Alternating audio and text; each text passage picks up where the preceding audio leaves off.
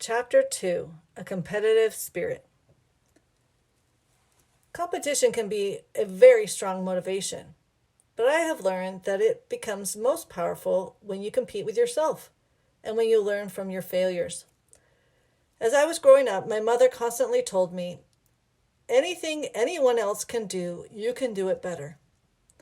After hearing this enough times, I became convinced that I could do better. And in my mother's eyes, one way for me to prove this was by making straight A's in school. B's just weren't good enough. I didn't want to disappoint her or myself, so I worked as hard as I could to reach the goals she had set for me. But as I worked to make the best grades in my class, I found that competition and doing my best became my goals too. During those days, I never thought in terms of beating the other children. All I really wanted to do was better my own best achievements. Soon it became necessary for me to excel in anything I did. Yes, I wanted to sell the most tickets for the May Fit or the most boxes of Girl Scout cookies, but more important, I wanted to sell more tickets and more cookies than I had the previous year. As I progressed through my career, the competitive spirit my mother had encouraged helped me through some very difficult days. And with each challenge, I concentrated upon competing with myself. Every Saturday, I computed my weekly sales, and I always wanted my earnings to be a little bit more than the week before. When I was successful, it wasn't because I was more talented than the next salesperson. I was just willing to make more sacrifices. I was willing to work hard and to pay the price for that success. Of course, I didn't always reach my goal, but fortunately, my mother also taught me how to lose. She did this by encouraging me to look to the future, to do better the next time, to try harder. I think it's extremely important for young people to learn you can't win them all. It's simply impossible to be the best all the time. Today, when I see parents pushing children to win, as they often do in some little league teams, I just pray that someone is also teaching those youngsters how to accept defeat. Because anyone who competes has to face defeat and learn how to go on from there. One of my favorite expressions is, we fail forward to success. It's true, we learn from our failures. And how many times have we all heard it said that the person who never fails never attempts anything? I've found that successful people are never afraid to try because they're never afraid to fail. Many times I have told people in our organization, if we ever decide to compare knees, you're going to find I have more scars than anyone in the room. That's because I have fallen down and gotten up so many times in my life. During my early years of Mary Kay Cosmetics, we didn't always set the world on fire. The company you see today was created in spite of many disappointments and setbacks. But I envisioned a company in which any woman could compete against her own best efforts and thus become as successful as she wanted. From the very beginning, the doors of our company were open wide for any woman who believed that hard work and determination could conquer failures. Any woman who had the courage to dream and who was willing to pay the price. I believe you can have anything you want in this world, but yes, you do have to pay the price. Throughout my childhood, I knew that in order to get something, I had to give up something else. When I was a student, that usually meant giving up an extra hour or two of sleep so I could study. When I began my sales career, it meant giving up even more sleep so that I could do my homework and care for my children. As a young working mother, it also meant giving up my social life. There weren't enough hours in a day to work, keep house, look after the children, and have time left over for anything else. But I never resented these sacrifices. I wanted to support my family well, to buy a nicer house, to move to a nicer neighborhood. I knew that each of these goals had a price, and my spirit of competition is what always helped me feel that the price was worth it. Competing and striving to excel can also be a lot of fun. As a young child, I enjoyed the satisfaction of bringing home the A's my mother expected. And in junior high, I experienced more of the fun of competition when I discovered 3 new talents: typing, extemporaneous speaking, and debating. Typing was my first challenge. My teacher, Miss Davis, took me under her wing, and with her encouragement, I was determined to become the best typist that I could. My greatest wish at that time was to have a typewriter of my own, but I knew it would be very expensive, and so it never occurred to me to ask for one. Then, almost as in a miracle, my mother surprised me with a Woodstock typewriter. To this day, I can't imagine how she was able to save enough money for the down payment, or how long it must have taken her to pay for that wonderful machine. But it was so like her to find a way. She always went to extraordinary lengths to encourage me to excel in whatever I did, and she realized that having my own typewriter would help me develop my typing skills. Needless to say, that old Woodstock was one of my most prized possessions, and knowing what my mother must have sacrificed to pay for it made me even more determined to become an expert typist. I cannot describe my satisfaction when, at long last, I brought home a trophy for being the best typist in my class. Another ambition at that young age was to be a good extemporaneous speaker. And as in typing, a wonderful teacher encouraged and coached me. Before I was out of junior high, I had competed in the statewide contest and had actually placed second. What a thrill it was for me to feel that I was the second best speaker in the entire state of Texas. In high school, I became interested in formal debate, and after making the team, I also won some honors in that field. These youthful accomplishments gave me the courage to practice and improve my speaking skills. I still worked hard to perfect each line of every speech I am asked to give. And as a result, speaking before thousands of women at Mary Kay meetings still gives me the same challenge and thrill that I got back in speech competitions. In fact, the thrill is even bigger. Encouragement from my mother and teachers was extremely important to me. But as I look back on my childhood, I suspect that the biggest influence on my competitive spirit was my friendship with Dorothy Zapp. When we were children, I simply enjoyed our special relationship. But now I realize that being Dorothy's friend exposed me to an exciting new world. Subconsciously, I have recognized that I could earn a place in such a world if I were only willing to work for it. Dorothy's family was much better off financially than my own, and while she lived just around the corner, her house was by far the nicest one in the neighborhood.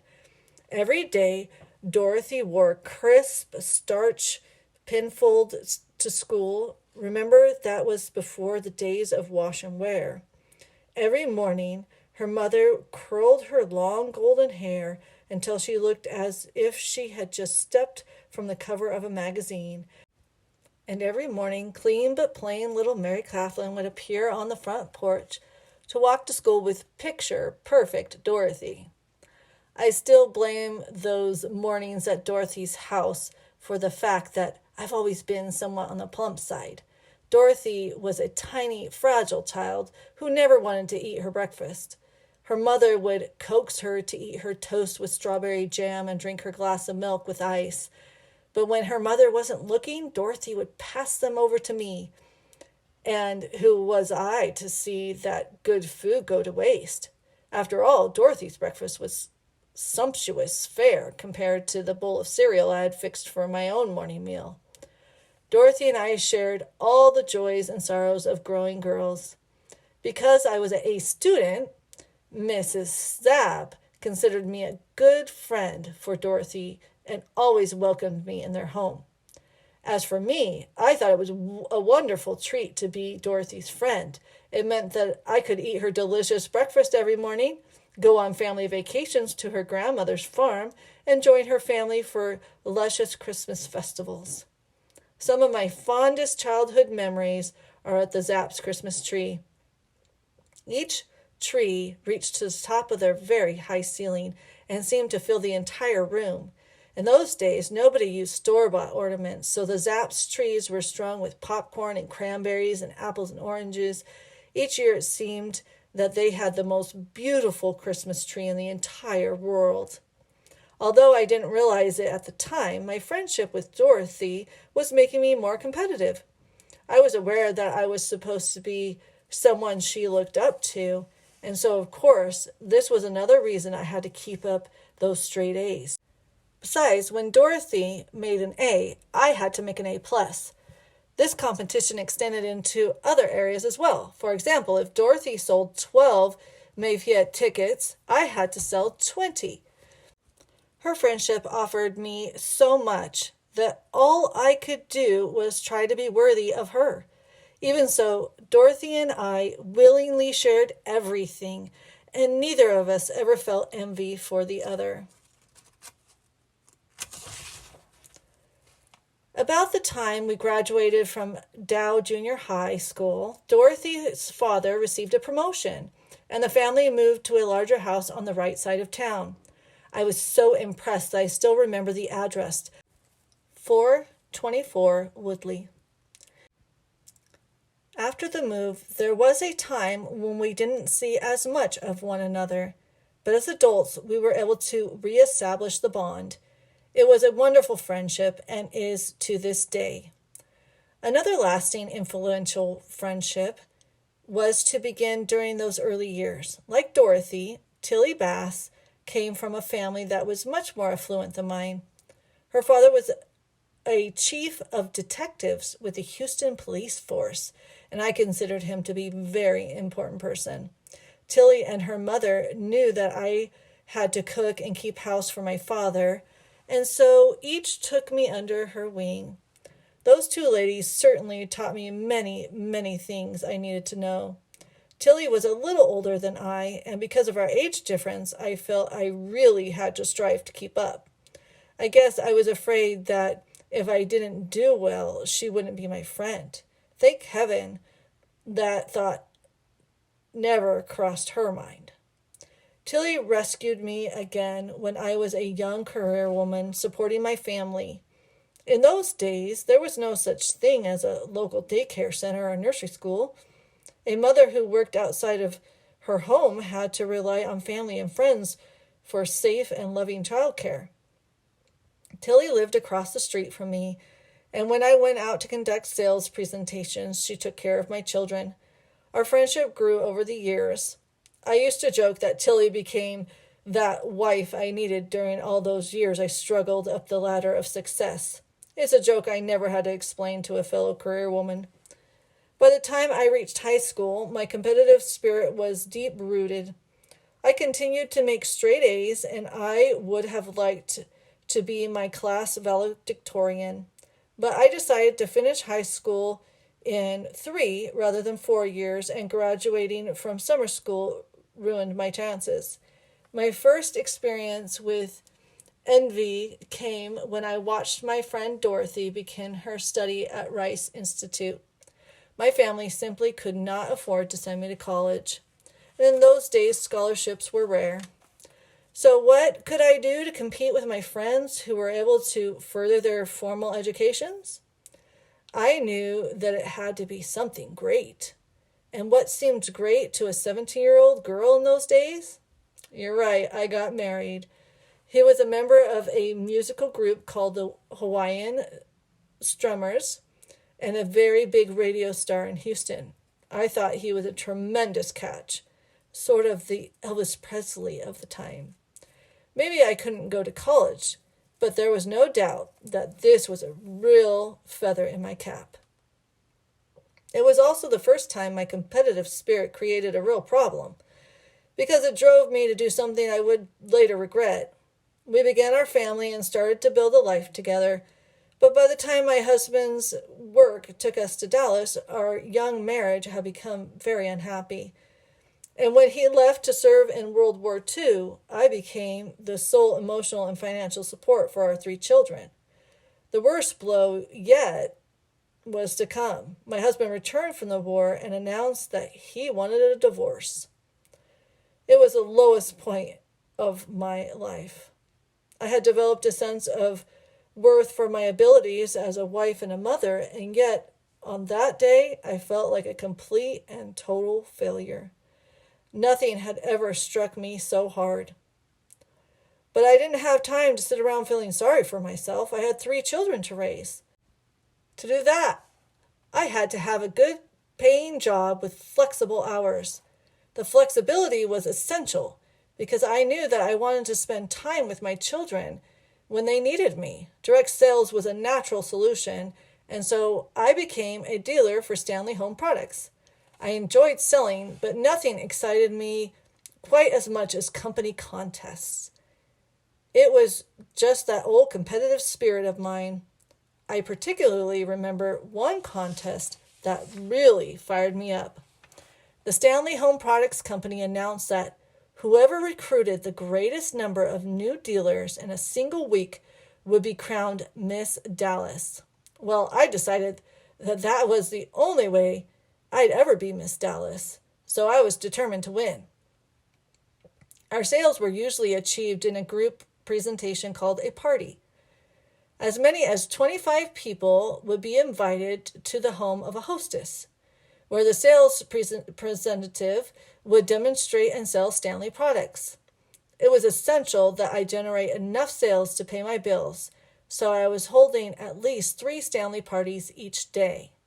I knew that I couldn't hold all of those parties and win the recruiting contest, so I arranged for other Stanley dealers to take my place at my scheduled presentations for a week. That way I could concentrate on recruiting new people. I reasoned that I had one terrific source for new recruits, my date book. Because I had been conducting so many parties, it was just crammed with the names of my former hostesses. I sat down and started to work. I telephoned every hostess in my date book. Someone may have told me earlier that she was not interested in becoming a dealer, but circumstances can change, so I called everyone. I would say, "Hi, Betty Ann. My company is planning to add some additional people in your area. And when I asked myself who would be just great doing what I do, I thought of you. Have you ever thought about going to work?" She might answer hesitantly, "Well, Mary Kay, I just don't know." So I would reply, "I'm going to be out your way this afternoon. I'd love to talk to you for a few minutes and bring you some literature to read. Would about 2:00 be convenient?" All week, I used the mornings to call former hostesses and make appointments. Then I spent the afternoons recruiting, and I wanted to win that contest. And with 17 recruits in a single week, I did. I was willing to give up a lot of sales commissions to win. But as it turned out, I earned almost as much money as usual. You see, many of the women I called declined my invitation to join our company, but in closing, they'd say, "I'm glad you called. I need some," or "My sister-in-law was just talking to me about having a party." It doesn't look like much now, but I still have that Miss Dallas ribbon. Recognition was as vital to me as money. I was convinced that I wasn't the only competitive woman around. So when I set out to form my dream company, I remembered that important point. I believed that even if they wouldn't work that hard for money, there were women who would work very hard for recognition. Because I wanted a company that utilizes the best elements of competition, I carefully avoided contests in which there would be only 1 or 2 or 3 winners.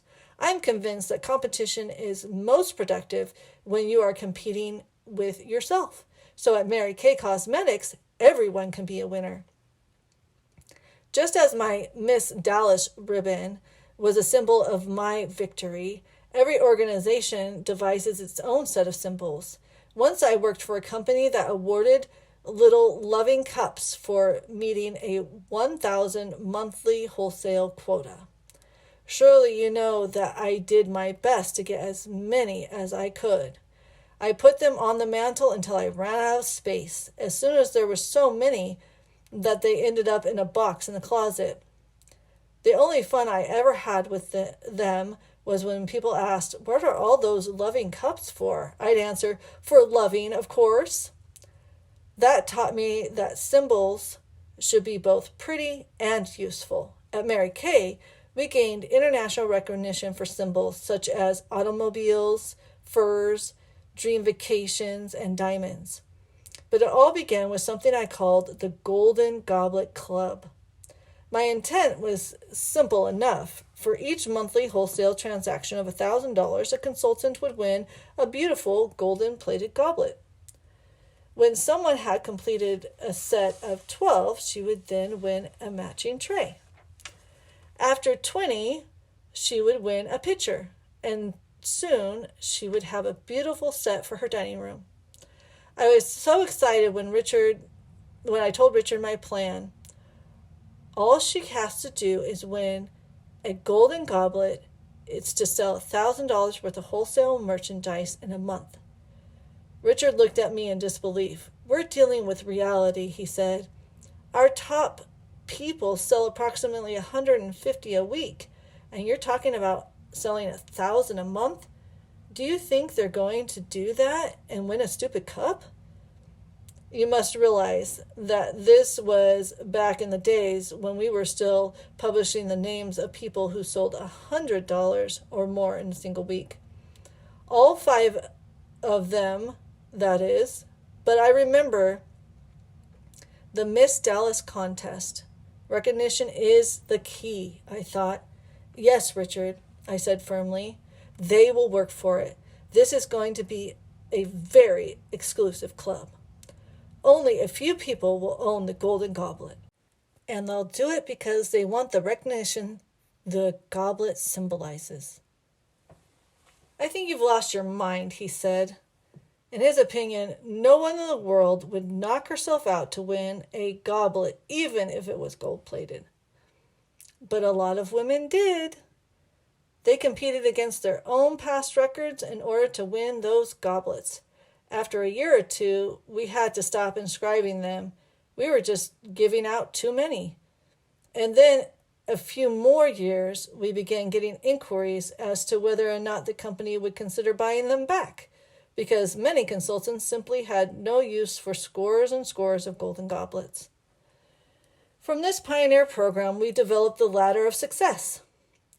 And it, too, is based on the principle that a person competes best when she competes against herself. The symbol for this competition is a gold pin on which each rung and each jewel represents a different personal plateau. Consultants and sales directors wear their ladders of success with great pride, and everyone knows that a person whose ladder is covered with diamonds is one of our star performers. It's like wearing a straight A report card on your lapel. At Mary Kay Cosmetics, we try to have contests in which everyone has a chance at victory. I've seen too many competitions in which there was a first, second, and third prize while everyone else lost. Once I was employed as a national training director for a direct sales company that used such methods to motivate people. Because I was training the sales force, it was necessary for me to travel to many different cities.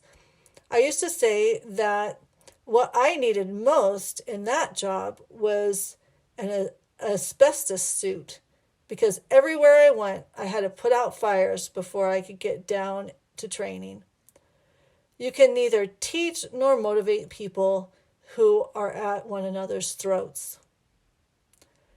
I knew that in my company, I did not want to see anyone step on someone else to win a contest. That kind of competition is only destructive. Andrew Carnegie once said, "The first man gets the oyster, the second man gets the shell." A competition in which there's only one winner may motivate some people, but I believe that it usually produces adverse effects. At Mary Kay Cosmetics, everyone has the opportunity to get the oyster, the shell, and the pearl. But we go a step further. Instead of pearls, we award sapphires, rubies, and diamonds. Today, Mary Kay Consultant is more than a post-retirement idea or wishful thinking. It has become a reality, and for me, a dream come true. The beautiful part is that every day I see the dream come true for other women.